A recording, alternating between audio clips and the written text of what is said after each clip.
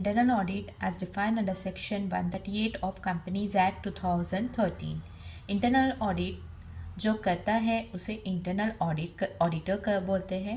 और internal auditor कौन हो सकता है? एक तो चार्टर अकाउंटेंट या फिर कॉस्ट अकाउंटेंट या फिर other professional as board decide. और वो इंडिविजुअल के फॉर्म में भी हो सकता है, फॉर्म के भी फॉर्म में हो सकता है, या फिर बॉडी कॉर्पोरेट। अब इंटरनल ऑडिट कौन सी कंपनी को कराना कंपलसरी होता है? तो एवरी लिस्टेड कंपनी या फिर every unlisted public company. Every unlisted public company में there are the 4 criteria.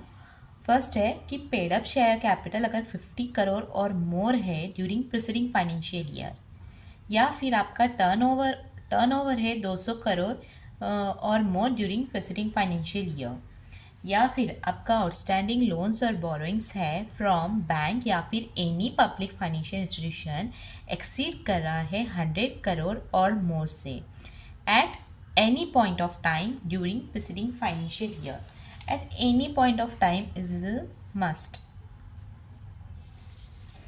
Then outstanding deposit है आपका ₹25 करोड़ और more at any point of time during preceding financial year.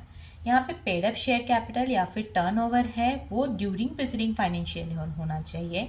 And outstanding loan और boring या फिर outstanding deposit जो भी होगा आपका वो eight any point of time during any point of time कभी भी ड्यूरिंग प्रीसीडिंग फाइनेंशियल ईयर। और एवरी प्राइवेट कंपनी के लिए फॉर हैविंग टर्नओवर 200 करोड़ और more during preceding financial year, या फिर आउटस्टैंडिंग लोन्स और बोरोइंग फ्रॉम बैंक और public financial year exceed 100 crore और more at any point of time during preceding financial year. तो क्लासेस ऑफ कंपनी कौन से हो सकते हैं? Every listed company, every unlisted public company and every private company.